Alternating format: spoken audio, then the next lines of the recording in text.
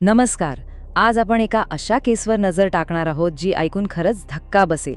विषय आहे इटलीचं विष, पण समस्या भारताची. चला पाहूया नेमकं काय आहे हे प्रकरण. एक साधा प्रश्न आहे. जी फॅक्टरी युरोपमध्ये हजारो लोकांना विषारी बनवल्यामुळे बंद केली जाते, तीच फॅक्टरी थेट भारतात कशी काय येते? हाच प्रश्न या संपूर्ण कथेच्या केंद्रस्थानी आहे.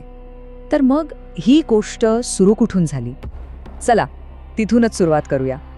भाग 1. विसेन्झामधला एक विचित्र आजार.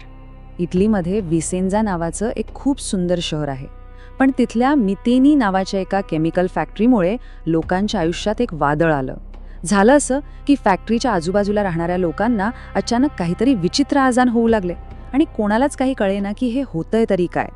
जेव्हा आजारांची संख्या वाढतच गेली तेव्हा मग तपास सुरू झाला आणि या तपासातून समोर आला या सगळ्या मागचा खरा विलन. भाग 2. फॉरेव्हर केमिकल नावाचा गुन्हेगार. जेव्हा लोकांच्या रक्ताची तपासणी केली तेव्हा एक हादरून टाकणारी गोष्ट समोर आली. त्यांच्या रक्तात PFA म्हणजेच पर फ्लुरो अल्काइल सबस्टन्स नावाचं एक खूप घातक रसायन सापडलं. आता याला फॉरेव्हर केमिकल का म्हणतात? सोप्पं आहे, कारण हे एक असं रसायन आहे जे एकदा तयार झालं की कधीच नष्ट होत नाही. ते पर्यावरणात आणि आपल्या शरीरात कायमचं राहतं. पण प्रश्न हा आहे की हे रसायन लोकांच्या शरीरात गेलं तरी कसं? झालं असं की मितेनी फॅक्टरीने आपला केमिकल कचरा सरळ बाहेर सोडून दिला. तो कचरा तिथल्या पिण्याच्या पाण्यात मिसळला आणि तेच पाणी पिऊन हजारो लोक या भयंकर केमिकलच्या संपर्कात आले. आता एक गोष्ट लक्षात ठेवा, इटलीच्या आरोग्य संस्थेनुसार आपल्या शरीरात या केमिकलची सुरक्षित मर्यादा किती आहे माहितीये? फक्त 8 नॅनोग्रॅम प्रति मिलीलिटर. फक्त 8.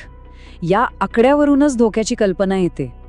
आणि मग विचार करा, त्याच फॅक्टरीतल्या एका कामगाराच्या रक्तात हे प्रमाण किती सापडलं असेल? तब्बल 91,000 पेक्षा जास्त.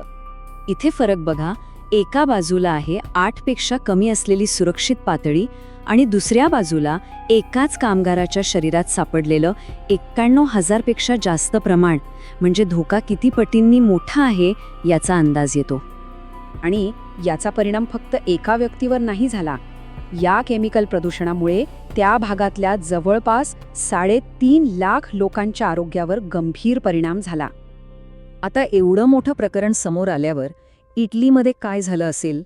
साहजिकच सरकारने कडक कारवाई केली. भाग 3. इटलीतली फॅक्टरी अखेर बंद झाली. इटालियन अधिकाऱ्यांनी मग कडक पावलं उचलली. त्यांनी ती फॅक्टरी तर बंद केलीच, पण जे कोणी यासाठी जबाबदार होते त्या सगळ्यांना तुरुंगात टाकलं. सगळ्यांना वाटलं चला प्रकरण संपलं, एक धोकादायक फॅक्टरी बंद झाली, दोषींना शिक्षाही झाली. पण कथा इथेच संपली नव्हती. इथेच या गोष्टीत एक असा ट्विस्ट येतो ज्याची कोणी कल्पनाही केली नसेल. भाग 4. त्या मशिनरीचं दुसरं आयुष्य. फॅक्टरी जरी बंद झाली असली तरी तिच्या आतल्या त्या विषारी रसायनं बनवणाऱ्या मशीन्सचा एक नवीन आणि जास्त धोकादायक प्रवास सुरू होणार होता.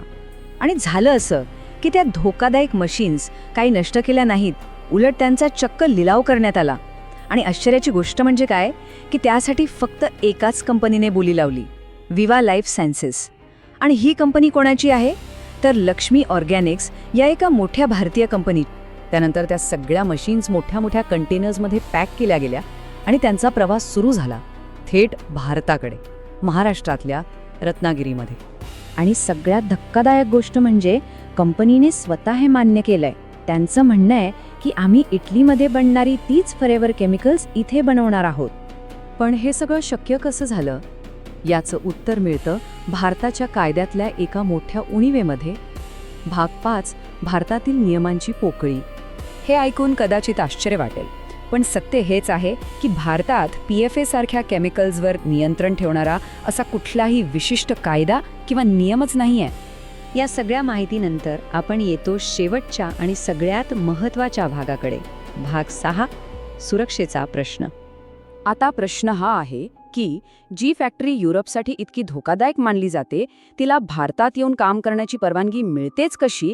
आणि तेही एक असं केमिकल बनवण्यासाठी ज्यावर नियंत्रण ठेवायला आपल्या देशात कायदाच अस्तित्वात नाही. यालाच म्हणतात रिस्क आउटसोर्सिंग. म्हणजे एका देशाने नाकारलेला धोका दुसऱ्या देशाच्या माथी मारणं. विचार करायला लावणारी गोष्ट आहे नाही का?